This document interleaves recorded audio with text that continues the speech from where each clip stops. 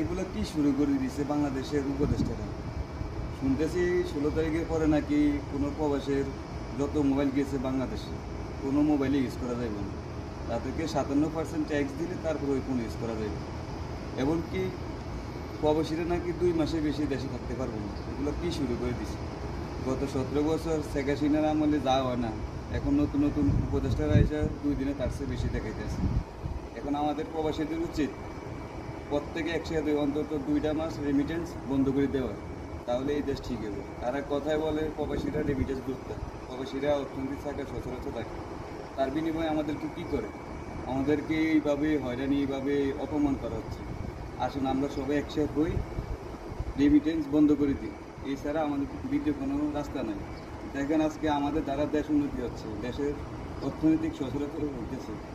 গত 17 বছর শেখ হাসিনার আমলে যা হয় নাই, এখন 2 দিনে তার চেয়ে বেশি হইতেছে। প্রবাসীদের আর কীভাবে করবে? এখন কয়েকদিন আগে আপনারা দেখছেন